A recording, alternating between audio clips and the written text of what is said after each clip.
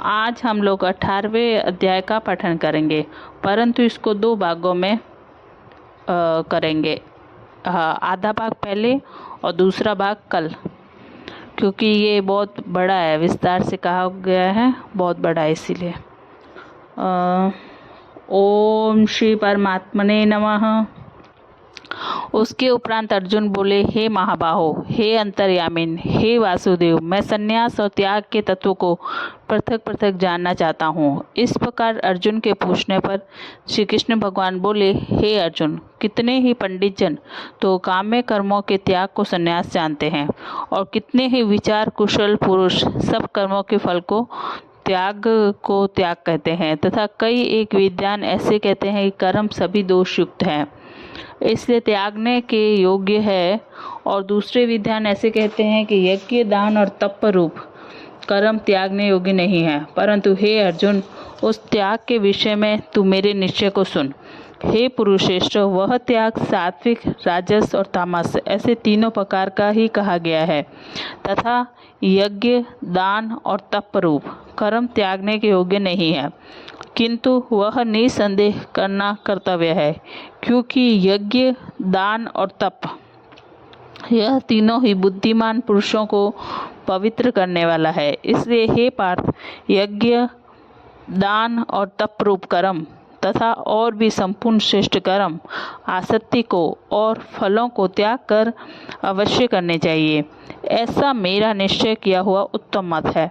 और हे अर्जुन, नियत कर्म का त्याग करना योग्य नहीं है, इसलिए मोह से उसका त्याग करना तामस त्याग कहा गया है। यदि कोई मनुष्य जो कुछ कर्म है वह सब ही दुख रूप है ऐसे समझकर शारीरिक केस के भय से कर्मों का त्याग कर दे, तो वह पुरुष उस राजस त्याग को करके भी त्याग के फल को प्राप्त नहीं होता है, अर्थात उसका वह त्याग करना व्यर्थ ही होता है।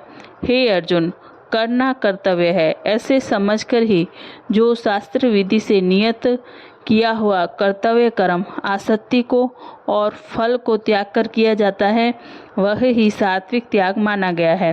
अर्थात कर्तव्य कर्मों को स्वरूप से न त्याग कर उनमें जो आसक्ति और फल का त्यागना है, वही सात्विक त्याग माना गया है।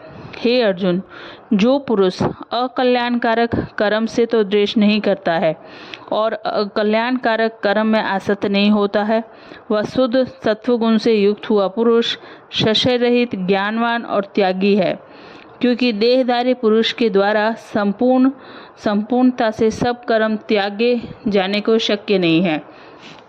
इसमें जो पुरुष कर्मों के फल का त्यागी है, वही त्यागी है ऐसे कहा जाता है। सकामी पुरुषों के कर्म का ही अच्छा, बुरा और मिला हुआ ऐसे 3 प्रकार का फल मरने के पश्चात भी होता है, और त्यागी पुरुषों के कर्मों का फल किसी काल में भी नहीं होता, क्योंकि उनके द्वारा होने वाले कर्म वास्तव में कर्म नहीं है। हे महाबाहो, संपूर्ण कर्मों की सिद्धि के लिए अर्थात संपूर्ण कर्मों के सिद्ध होने में यह 5 हेतु सांख्य सिद्धांत में कहे गए हैं, उनको तू मेरे से भली प्रकार जान। हे अर्जुन, इस विषय में आधार और कर्ता तथा न्यारे न्यारे करण और नाना प्रकार की न्यारी न्यारी चेष्टा एवं वैसे ही 5वां हेतु देव कहा गया है, क्योंकि मनुष्य मन, वाणी और शरीर से शास्त्र के अनुसार अथवा विपरीत भी जो कुछ कर्म आरंभ करता है, उसके यहाँ 5 ही कारण हैं।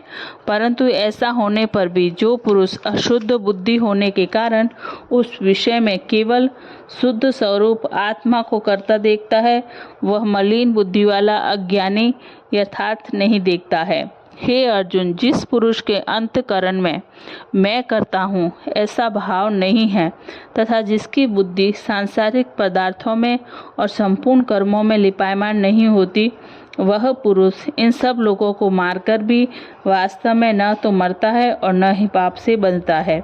हे भारत, ज्ञाता, ज्ञान और गृह यह 3 तो कर्म के प्रेरक हैं, अर्थात इन तीनों के संयोग से तो कर्म में प्रवृत्त होने की इच्छा उत्पन्न होती है, और कर्ता करण और क्रिया, यह तीनों कर्म के संग्रह हैं, अर्थात इन तीनों के संयोग से कर्म बनता है। उन सब में ज्ञान और कर्म तथा कर्ता भी गुणों के भेद से सांख्य शास्त्र में तीन तीन प्रकार से कहे गए हैं। उनको भी तू मेरे से भली प्रकार सुन। हे अर्जुन, जिस ज्ञान से मनुष्य पृथक पृथक सब भूतों में एक अविनाशी परमात्मा भाव को विभाग रहित समभाव से स्थिर देखता है, उस ज्ञान को तू सात्विक जान। और जो ज्ञान अर्थात जिस ज्ञान के द्वारा मनुष्य संपूर्ण भूतों में भिन्न भिन्न प्रकार के अनेक भावों को न्यारा न्यारा करके जानता है, उस ज्ञान को तू राजस जान। और जो ज्ञान एक कार्य रूप शरीर में ही संपूर्णता के सदृश आसक्त है, अर्थात जिस विपरीत ज्ञान के द्वारा मनुष्य एक क्षणभंगुर नाशवान शरीर को ही आत्मा मानकर उसमें सर्वस्व की भांति आसक्त रहता है, तथा जो बिना युक्ति वाला तत्व अर्थ से रहित और तुच्छ है, वह ज्ञान तामस कहा गया है।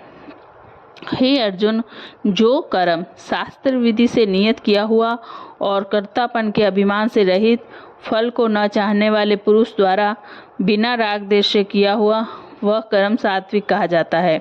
और जो कर्म बहुत परिश्रम से युक्त तथा फल को चाहने वाले और अहंकार युक्त पुरुष द्वारा किया जाता है, वह कर्म राजस कहा गया है। तथा जो कर्म परिणाम, हानि, हिंसा और सामर्थ्य को न विचार कर केवल अज्ञान से आरंभ किया जाता है, वह कर्म तामस कहा जाता है। हम लोग अगला भाग अगले वीडियो में करेंगे। जय श्री कृष्णा दोस्तों। गीता का ज्ञान मनुष्य के लिए बहुत उपयोगी है।